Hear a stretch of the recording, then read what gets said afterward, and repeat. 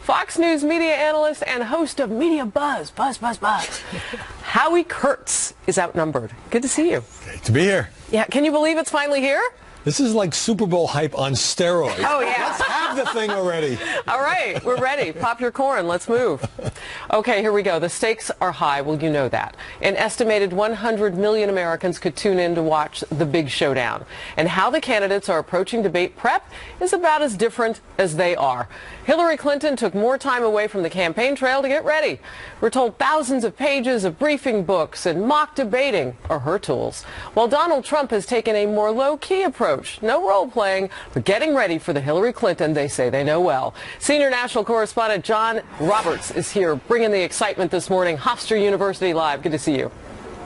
Harris, good afternoon to you. You know, the only difference between this debate and the Super Bowl is that what we're missing would be all of the pre-Super Bowl parties and all of the activities that take place at the stadium in the run-up to the Super Bowl. Other than that, the anticipation is about the same. And when you look at the latest polls and how tight they are, it's pretty clear that tonight could have a significant event on how this campaign unfolds going forward. Donald Trump could capitalize on the momentum and gain even further on Hillary Clinton and stretch out his lead in some of these battleground states. Hillary Clinton could knock him back on his heels and blunt that momentum. The goal for Donald Trump, not to commit any great big errors, basically to put in a performance that shows him as a leader, not particularly heavy on detail, and it's all about expectations as well. The Donald Trump campaign has been lowering expectations for him, raising them for Hillary Clinton, saying that she's got a bar much higher than his that she has to leap over. So if he plays to a draw, that's basically a win for him. One of the tactics that the Trump campaign expected to employ tonight is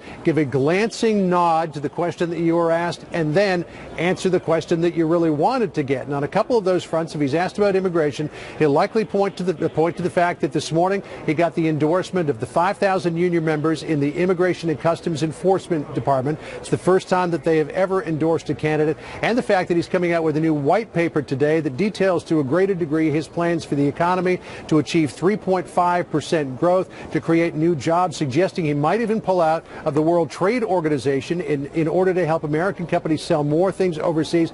Basically, Harris, that he as a president would level the playing field when it comes to international and free trade to give American jobs and American businesses a better opportunity to compete globally. Harris? Yeah, and through it all, we're hoping that voters will be able to see the things that they need to make decisions, because early voting in some states has already begun. They are watching from that prism to actually vote coming up. Good to see you. Thank you. Hillary Clinton is not leaving anything to chance, preparing until nearly 11 p.m. Eastern last night. Senior political correspondent Mike Emanuel is live at the debate site with more on that side. Hey, Mike. Well, hi, Harris. Yeah, the Clinton campaign keeps pushing for real-time fact-checking of everything that Donald Trump says tonight. And the campaign does sound concerned about the possibility of a double standard. The last time we saw Hillary Clinton, she appeared to be in good spirits. She did another 2.5 hours of debate preparation last night, and her aides say the fact that she's invested so much time and energy in study and preparation signifies this is a huge moment in this campaign. She's taken it really seriously. She has the utmost respect for American voters, and she knows that they're going to tune in tonight by the millions, as you've been reporting. And this is going to be, actually, for a lot of voters, the first time they're really tuning into this election. So she's taken it very seriously. She's prepared. She's obviously debated a lot in the course of her career in public service, and she's really taken it seriously, prepared, and ready to come talk to the American people directly. The stage is set here at Hofstra University. The candidates may choose to do a walkthrough in the hours ahead, and then Clinton's running mate says he expects she'll be ready for prime time. We are 6 weeks from Tuesday, and tomorrow we start the home stretch with the debate. Now, I tell you, I know this about Hillary Clinton. When the lights are bright like they are now, she brings the A+ game to the table. At this stage, the prep work is largely done. We can expect Hillary Clinton to try to pin Donald Trump down for specifics on issues, but rattling off policy may not be the most memorable thing. Quite often, the memorable moment is something that is unscripted that everybody will be buzzing about tomorrow. Harris? Mike, thank you very much. A lot to get to here. Let's begin with this idea that I mentioned, Howie, if we can, of people are actually going to be watching tonight to vote ahead of November 8th. And so this isn't just a big moment because this is the first time that we've seen these two on stage. They potentially know they're reaching people out there who are going to, click a Chad, pull a lever. Yeah, it's a 2-month election, so what happens on that stage really counts. Also kind of a cultural event. I mean, everybody is talking about this. Yeah. And let's face it, Donald Trump is the X factor here. He's the unproven commodity. For all the pregame talk about hiring shrinks to do psychological profiles and all of that, and is he going to get rattled and is she going to get rattled? What Donald Trump needs to do in one sentence is to pass the commander-in-chief threshold, to project a plausible president to people who are maybe attracted to him but not sure he's up to the job. Hillary Clinton, we know, she stayed up late. She's the A student. She is going to know policy inside and out. She's got to connect with voters who are wary of her, particularly on the honesty and trustworthy question.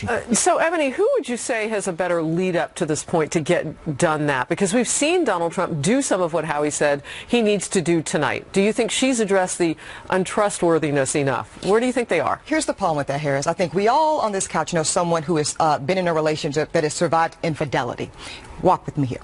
In order to do that, you're like, what? In order to do that, though, you can rebuild trust, is my point. But it takes time. It takes effort. It takes a reassurance that you will not, in those positions, make that same choice to be dishonest and thus untrustworthy. The problem for Hillary Clinton is she's only got 2 months to rehabilitate something that requires time, Harris, to rehabilitate the fact that people don't trust you and they need to learn to trust you again. If only we could have Jennifer Flowers. Yeah, if only we could have started with something other than infidelity, because that actually happens. So now people may be a bit like, what?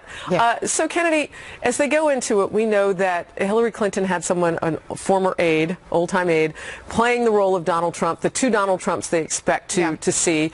I interviewed last night Kellyanne Conway. She told us which one we're going to see. Let's watch that real quick, and I want to get your response.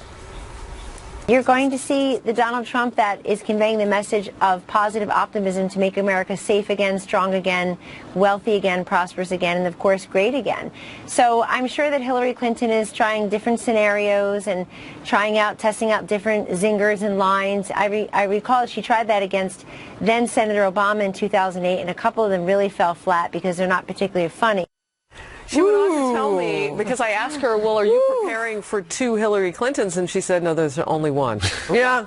And she said sometimes she has, and I'm quoting her, sometimes she has 2 different stories for things, but there's only one. So there were, there's some toughness there. They're getting ready to go. Yeah, and there is so much unpredictability from the Trump camp as far as debates go, what we've seen. But I think she's absolutely right, because if he's going to reach out to the necessary voters, which are college-educated whites and women, then he has to have that positive optimism that has worked so well for him in those speeches where, he has come out and said, I am fighting for you. We're in this together. And when he can resonate within that message, that's actually going to knock her off a little bit, because I think that's the one Donald Trump that she's not anticipating so far as their campaign has led on how she's practicing with Philip Raines, her former aide, who's trying to poke her, who's trying to goad her. And I also think these two people are going to be playing a lot of defense.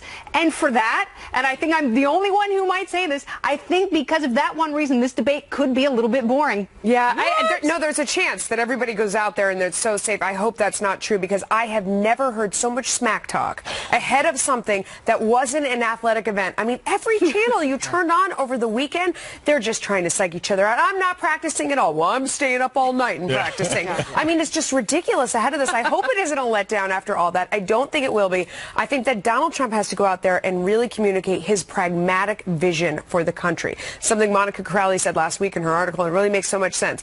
It's very practical to return prosperity to the country and to have law and order in the country and common sense. Get rid of the rig system and the corruption, just some sanity back to our system. He can do that well if he stays on message. You know what's interesting? You're talking about staying positive and staying on message with what we've had with regard to race relations and police relations with certain communities in this country just in recent weeks and months and even days.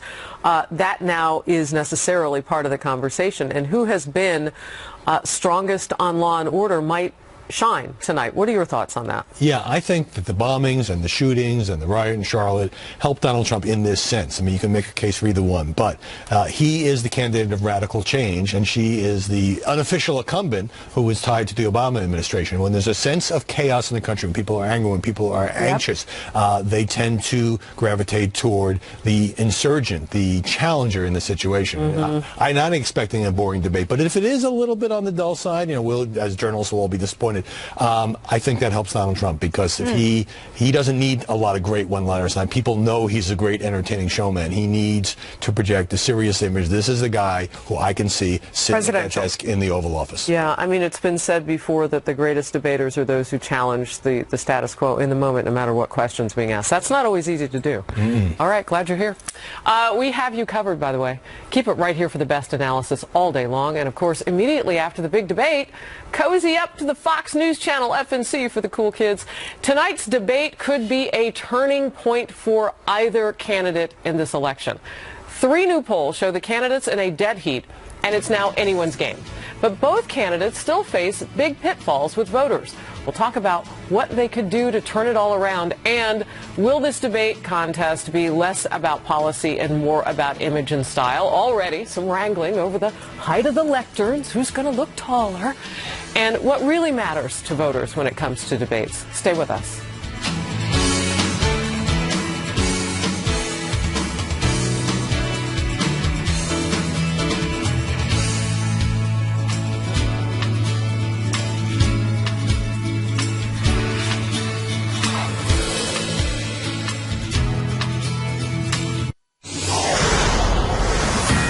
Pressure is building ahead of tonight's first presidential debate. 3 new polls show Donald Trump and Hillary Clinton locked in a dead heat.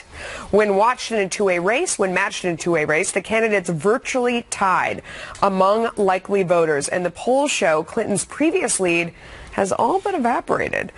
But the Clinton campaign manager, Robbie Mook, telling ABC's This Week the poll drop is not because Hillary is losing ground. Watch this.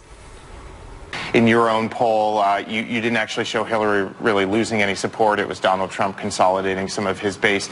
I still think that we can win this election by a wide margin, but Hillary pointed out we're all going to have to work hard to get that message out. There's a lot of noise out there.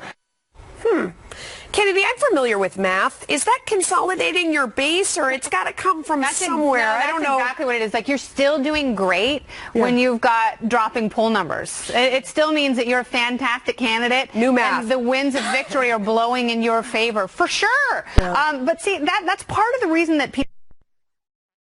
And one of the big drivers of this debate is this anti-establishmentism. And people like Robbie Mook are part of the establishment because they're selling this nonsense that people can see through. And it's so robotic. And at some point you want to say, you know, you are representing her. Why not be truthful and humble for a second instead of lying about... There's no truthfulness and humility in politics. And everything else. Let me show you 2 different polls. One is, so this is the issue, Howie, I'll ask you, because you confront this head on.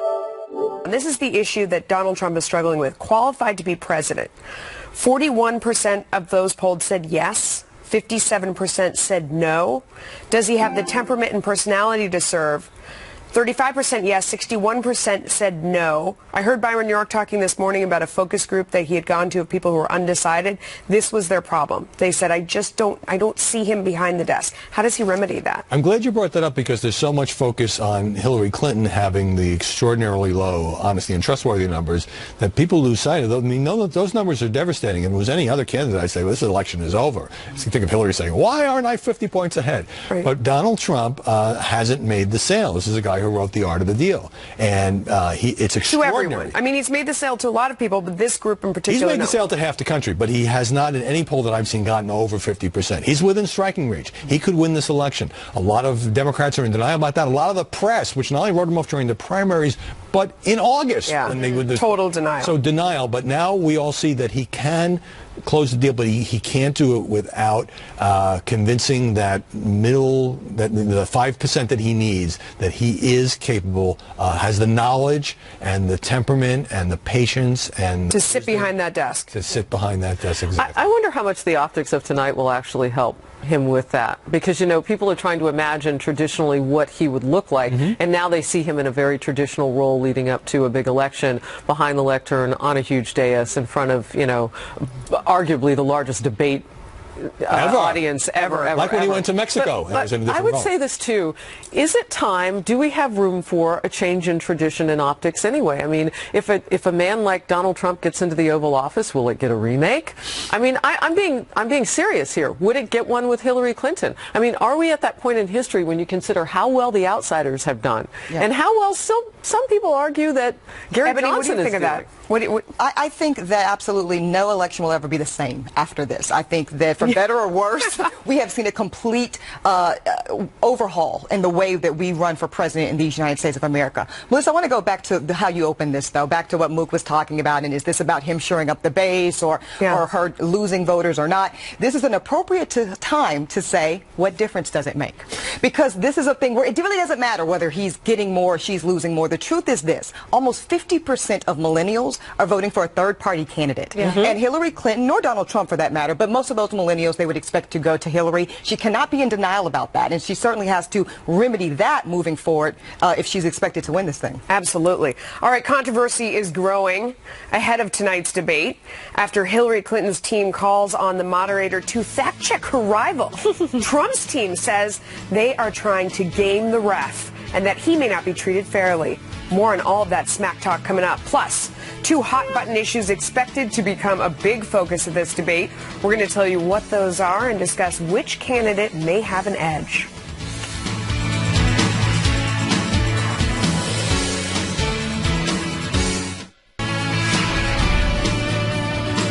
What we're concerned about is that there might be some sort of double standard here. Donald Trump can't lie on that debate stage and win or even get a passing grade. It's unfair to ask for Hillary both to play traffic cop with Trump, make sure that his lies are corrected, and also to present her vision for what she wants to do for the American people. Hillary Clinton's campaign is stepping up pressure on tonight's debate moderator Lester Holt. They want him to fact-check Donald Trump and also pushing reporters to scrutinize what Trump says on stage. But now Trump's campaign manager says she's concerned Trump won't be treated fairly, suggesting the Clinton team is trying to rig the debate. Here it is. I think that the Clinton campaign has clearly been gaming the refs, has been talking to the media for a week now, saying it's your job to make sure that Donald Trump is fact-checked in real time. I'm just surprised a campaign manager would try to lower expectations that dramatically for his own candidate. Meanwhile, a debate commission official says it's not the moderator's job to do real-time fact-checking. I think personally, if you start getting into fact-checking, I'm not sure what is a big fact, what's a little fact. And if you and I have different sources of information, does your source about the unemployment rate agree with my source? I don't think it's a good idea to get the moderator into essentially serving as the Encyclopedia Britannica.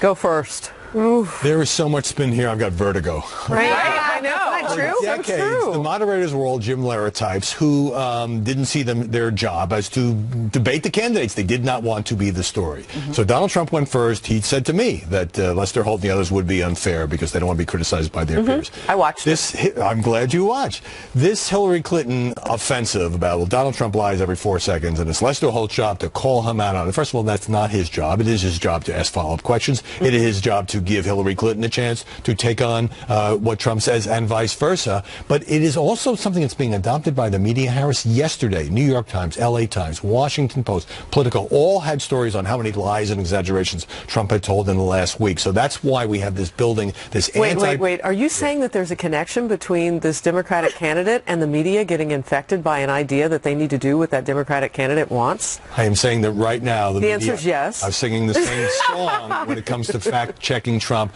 If a moderator is going to fact-check, that could be a real buzzsaw, and I don't think Lester Holt's going to does fall the into this American trap. public get served in that? I mean, if we have to pause in a 90-minute format every time somebody feels like little or big fact-checking is needed, will the American public get the issues that they're thirsty That's for? a disaster waiting to happen, Harris. All that will lead to is Lester Holt getting stuck in the weeds. And I would also advise Hillary Clinton, do a little bit of that, as you said, how, push back if something's just glaringly misinformation being spewed there. But she herself also has to be careful not to get in the weeds around that, because that will eat up all her time. That's what she was complaining about with the Matt Lauer interview. And then she won't get policy concerns and her vision for America on the table. Well, you know what? If she has been spending all of this time staying up late at night and poring over briefing books and filling her head with so much information, she sounds like a one-woman computer. It actually sounds quite impressive. I don't think she needs anyone else in the world to fact-check for her unless she's betraying some sort of uptake issue where she can't retain information for some reason. And if that's the case, if she needs a man to come save her on stage, I think that's very problematic. I think it's very interesting as you're watching this go forward all weekend, the same narrative. They're trying to attach the word liar to Donald Trump when that has been the word that's been attached to Hillary Clinton every time. And they can't say it about Trump without people thinking about all the lies that she's told or all the times she's been called a liar by this, that, and the other. So I don't think anyone bringing that word out really helps either side at this point, especially her side. My prediction is no matter what Lester Holt does, he could do a fabulous job. He's going to get hammered by both sides what I'm thinking. in this hyper-polarized atmosphere. All you have to do is watch the video of James Comey's statements contrasted with hers and all the lies she has told about her email server and all the number of times she has changed her story. But you know, and the her director answer of to the that, FBI, take those lies and just wipe them with a cloth. But you know what? I will say I thought it was well played by Kellyanne Conway to come out, I think it was this morning, and call Lester Holt brilliant. Because she said, you know what, you can play at this game of trying to endear the moderator. All right. Well, either way, we know that both candidates will be ready for tonight because they have been prepping. Can't wait to see it, right? Yes. The issues of race and gender could be front and center on the debate stage. And this as Charlotte, North Carolina is struggling to get back to normal after police released that video of the fatal officer-involved shooting of a black man. Clinton surrogate Bernie Sanders believes the issue of race will energize young voters to come out and vote for Hillary. Watch. In terms of the issue of bigotry, and the younger people are, more than any generation, I think, John, in American history, are sick and tired of discrimination and racism. On that issue, I think the points of view of Clinton and Trump are pretty clear. Trump is running his campaign. The cornerstone of his campaign is bigotry, is dividing us up. That is certainly very different from what Clinton believes. But Donald Trump's running mate, Mike Pence, says Clinton's pushing a narrative that paints law enforcement as racist.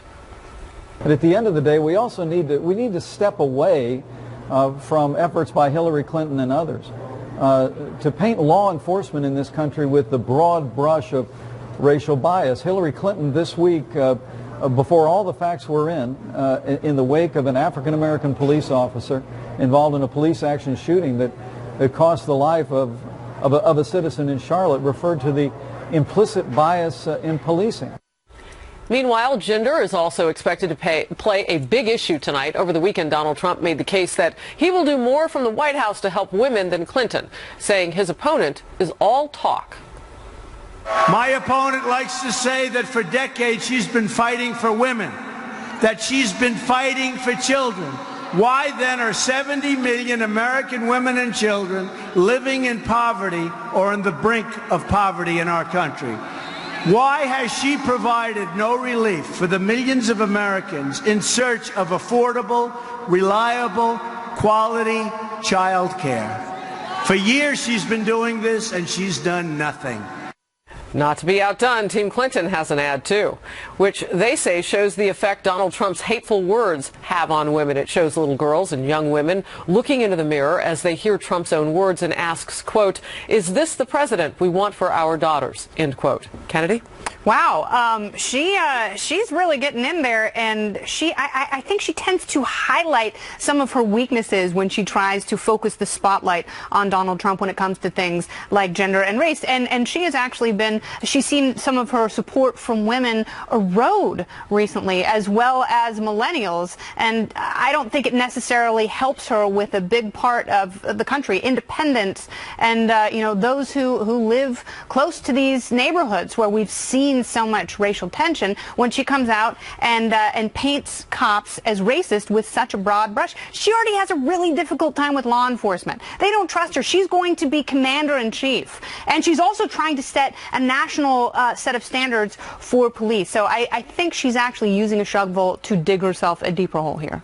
I don't agree that Hillary Clinton paints cops as racist, but I do think if you I think some of her rhetoric this last week has certainly been borderline. If you boil it down, Donald Trump is seen as the pro-police, pro-law enforcement, law and order candidate. Yeah. And so when there's a riot in Charlotte, as there was in Baltimore, as there was in Ferguson, I think that helps him. Hillary Clinton has appeared with relatives of some of the black victims of police shootings, and she, of course, has the huge lead among the African-American community. On the gender question, I mean, Hillary Clinton would be sued for political malpractice if she didn't exploit the advantage she has in the polls, may not be as large as it used to be, with women. She is, of course, the first female candidate, and Donald Trump has said a number of things that many people, not just women, find offensive. Hardly surprising as we get down to crunch time here that she's trying to exploit that.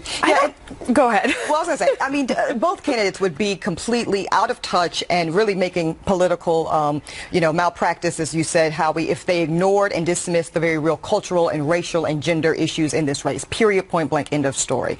Now, for Hillary Clinton, do I like that she's the primary benefactor of some real legitimate questions that many in this country have about Donald Trump and his position on race relations and gender relations? I don't like that. But it is what it is. Certainly those are the realities that these two candidates walk into tonight. Now, I'd like to point out something Newt Gingrich said, which was that he would actually like to see Donald Trump be more aggressive, talk more about how there are real differences in this country between the way white and black people experience America, experience law enforcement, and there's no shame in admitting that. Talk about solutions around that, and that's a real good opportunity for Trump tonight. I think absolutely that's true. It is amazing that here we are sitting here at the end of 8 years of President Obama, our first African-American president, and we are looking at all of these violent protests over race in so many different cities. It's amazing that we're at this point. I agree with you. I don't think that he can ignore it, but there is something in the law and order message where you can say law and order doesn't mean that you're on the side of police over people. It means that everyone's following the law. Well, police and people. I think also it's legitimate to ask, how did we get here? Like, how did we get to this point in this country where it feels like along these lines, whether it's gender or race, we're coming apart at the seams? Are we ready and for the answer, Kenny? We absolutely are. I think part of it is, you've seen an entire generation of black men incarcerated as a result of the crime bill that her husband signed. That's what I'm saying. And I don't think she does enough to address that. And it's really only places like Salon and other progressive media outlets that are talking about that correlation. And now that it's politically convenient for her to talk about criminal justice, I think it rings very, very hollow. And, again, to your point, she's also trying to tether her candidacy to the president. And what has he done? Well, it's such a fine line that she has to walk, because she has her husband's passed legislation on crime and punishment that she's got to, run away from now. Yeah. I mean, she was lockstep. Now she's not lockstep. And then she's got the Black Lives Matter movement on the other, which she has, she hashtags that. Now she does, Harris, but in the beginning, I just want to point out that she was very reluctant to even entertain. Well, she's on board. Yeah, so the question is, are those two things oppositional? Yes. Yes, they are. And what does she do what does she do? I think that's why it's such a tight race, because, what you say, some of his missteps and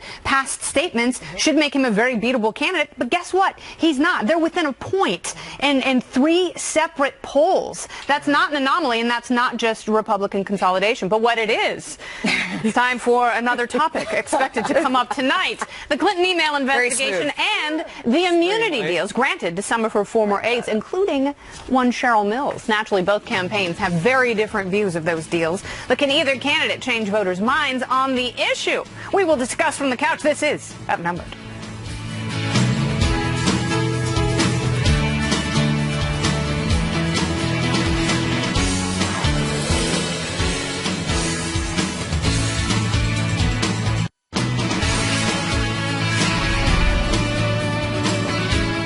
So One topic sure to come up at tonight's first presidential debate, Hillary Clinton's email controversy.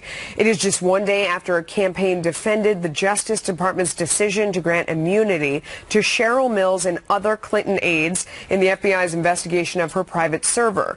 Clinton campaign strategist Joel Benenson telling Fox News Sunday that's a fairly common practice. Listen. It's fairly routine when police and law enforcement are investigating a particular issue, and you're sitting down with them to give full cooperation, turn over materials, hand over computers, Blackberries, whatever. They narrow their scope of their investigation to the issue at hand. And so what limited immunity is, anything else, is irrelevant to them at that. But Team Trump isn't buying that, surprise, surprise. Retired General Mike Flynn, a Trump advisor, using Clinton campaign manager John Podesta's words against him after Podesta spoke to NBC's Meet the Press. Watch. The very last thing that John Podesta just said is no individual too big to jail. That should include people like Hillary Clinton. I mean, 5 people around her have been given immunity, to include her former chief of staff. When you are given immunity, that means that you've probably committed a crime. There you go. Not true? Okay. No. Just because you're given immunity, and again, in this case, it really truly was limited immunity. What it means is you have possible information on a big fish. They don't want Cheryl Mills, okay? No one's interested in prosecuting Cheryl Mills. But there might be interest in Hillary Clinton still, and I know a lot of people don't think the Justice Department is interested in that, but I believe that they are. And so if they believe Cheryl Mills could have information or access to information that could be valuable in at least that investigation, yeah, she's not going to speak about things that could possibly make her look bad without that assurance of some kind of immunity. Here's my problem with Cheryl Mills. Okay. Is, you know, in one respect, she's acting as Hillary Clinton's private attorney, and therefore, you know, they have a certain confidentiality. They have attorney-client privilege. But then, when she works with her at the State Department, she is no longer granted that same privilege. No, but then, while she's part of the investigation and reportedly the mastermind of the entire email setup, miraculously she can act once again as Hillary Clinton's attorney and accompany Hillary Clinton to her FBI questioning. That's and why also, she needs the immunity. when she.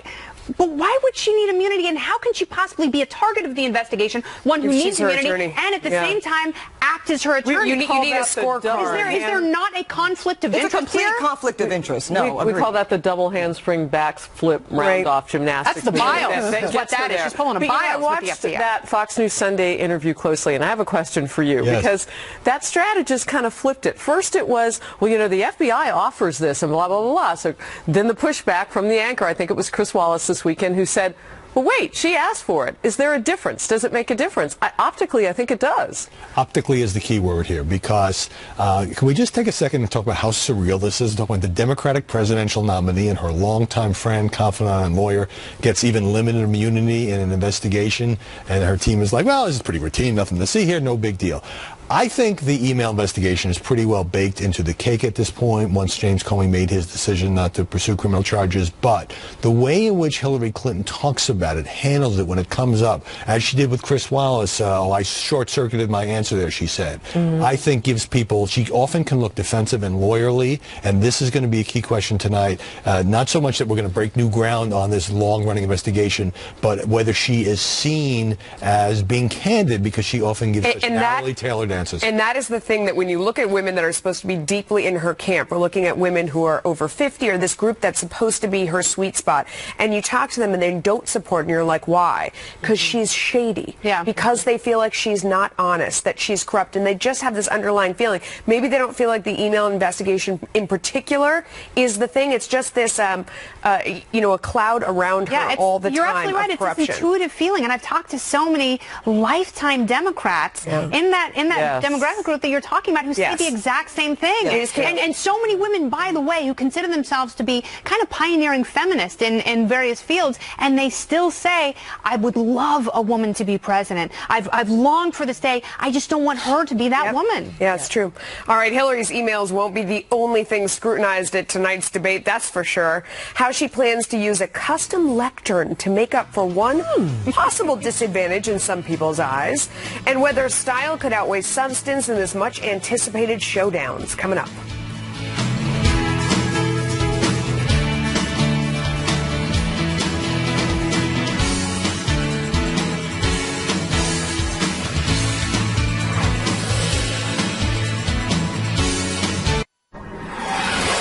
Oh, it's been a good one. There's more. Outnumbered in just a moment. Let's go to Jenna Lee with what's coming up in the second hour of Happening Now. Hey, Jenna. Hey there, Harris. Next hour, all eyes, of course, on the Hofstra stage as we get ready for tonight's 9 p.m. first presidential debate. Around 100 million people could tune in tonight, so that's something we're going to be watching for. In the meantime, the race couldn't be any tighter. Last hour, we told you that several new national polls suggest that the race is in a dead heat. Another poll just came out. It's just breaking top of the hour from Monmouth University. We'll have more on that. We're also keeping an eye on rising rivers in Iowa, where homes are already flooded and forcing many folks to leave. Now the water is rising in Cedar Rapids, and there's big fears that the city could be in danger. Janice Dean has that forecast. She'll join us top of the hour. Back to you. We will see you then. Thank you. With as many as 100 million people expected to tune in to tonight's first presidential debate, everything will be scrutinized, from the candidates' answers to their clothes to the way they carry themselves. And to avoid any visual distractions, Hillary Clinton's team reportedly requested customized lecterns to reduce her 10-inch height difference with Donald Trump. The candidates have also likely studied the past mistakes that may have lost elections for former candidates, like when Democratic nominee Al Gore appeared to invade George W. Bush's personal space in 2000. Remember this? That's what the question in this campaign is about. It's not only what's your philosophy and what's your position on issues, but can you get things done? And I believe I can. All right.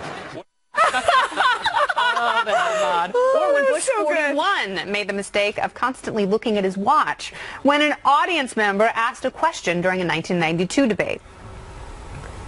We have a question right here. Yes, how has the national debt personally affected each of your lives? Well, I just bought this great Rolex, so I'm pretty good. Thanks. In 1984, when 73-year-old Ronald Reagan effectively sealed his win by launching this zinger at Walter Mondale. Mr. Truitt, and I want you to know that also I will not make age an issue of this campaign. I am not going to exploit for political purposes my opponent's youth and inexperience. All right, that sealed it, Howie. That was one of the defining moments of presidential debate. Do you think we're going to see anything like that tonight? Absolutely, because there's always a couple of moments that are unscripted, whether it's an eye roll, a laugh, a zinger, that get replayed endlessly on television, that go viral on the web, which we didn't have in 1992. And this is how people judge character, and they don't view these things as policy seminars. Well, she made a really good point about the part 2 of Medicare. Right. It's about how they interact and how they, in those moments, especially the reaction shots, that's what people will be buzzing about, and that's the thing you remember 24 hours later. Yeah, you know, I know that some critics said that that moment with Barack Obama saying that Hillary Clinton was likable enough softened her and made her look human. Some argued that it made her look so soft that it made her look weak, and it made him just look funny and affable and likable and the opposite. No, it was a bad moment for him. Really? I don't think so. I didn't You're likable enough, Hillary. I thought it was condescending. I thought it was condescending too. I think one interesting thing about tonight, so they're leaving the mics on the whole entire time, even when the other person is talking. So if you mumble or you do anything, everyone is going to hear it. They're never turning them down. There's also no commercial breaks. Yeah. So you just think about that whole thing. I mean, every single thing either of them does and says is going to be captured throughout the whole entire thing. It's like an NFL game. That's a hard time to hold. Replay. Well, but at least then they have commercial breaks. I mean, these guys are on the field the always whole on the refs time. now, and it's interesting. This is a 90-minute exercise in reactions for both of them. Right. This whole thing is going to come down to less about what they each put out there and much more about how they react to one another and the moderator. Also, you know, it's very important to keep in mind this thing is about impression. As you said, Howard, it's not about the policy nuance and the wonkiness, and so that's why, you know, over-preparing doesn't really help you. Now, I do think if you make a glaring kind of Rick Perry moment kind of bluster, that's going to be bad for you. Oops. But overall, general impression is going to win the day here, and if it's about style or substance, style is actually going to win. And I know that makes a lot of Americans cringe, but it's true. But it's true, Melissa, and the way you present, that is going to carry the day for either one of these That has been true since 1960, since Kennedy and Nixon. And even more true now in the age of Instagram, Snapchat, and Twitter. And I think, you know, those have a profound impact on this debate. The fact that there is instant reaction and a community where people can go and hashtag and absolutely destroy you. In a moment. And you have no idea that it's happening, and is Lester Holt going to stop stop the proceedings and be like, whoa, I want to fact check for a second. Yeah. Donald, they've just created... It affects the media coverage because all these journalists are on Twitter and suddenly they see everybody else is chattering about this phrase and that sort of thing. Also, Hillary Clinton's a far more experienced debater. She's been doing this for 25 years. Yeah. Donald Trump has more television experience than anybody who's ever run for president. That's an excellent point. All of the Apprentice seasons, that will help him because he knows what to do in front of a camera. I also think that he's going to be a vastly different debater than Bernie Sanders. In those one-on-one debates, I don't think they adequately prepared her because I think there were a lot of times where Bernie Sanders, he bullied in the wrong moment and he laid back too much in the wrong moment. But I think the most important thing here, and it's something that we haven't discussed, what is tonight's drinking game going to be? I don't know, but I have a shameless plug. I will be live Facebooking for FoxNews.com. Excellent. So I will be live at Hofstra University with Neil Cavuto. Kellyanne Conway, the campaign manager, told us on Fox Report last night that they are going to put on notice social media. And I saw a tweet from her today saying that they are looking out for reporters who put out things that show their bias on Twitter during the event, things that they wouldn't normally say on TV. I thought it was interesting. That is interesting. I mean, Howard, you really see the temperature as things are going on social media. And it's just getting hot here on the couch. Believe me, we've got more Outnumbered in just a moment. Stay with us. Hot.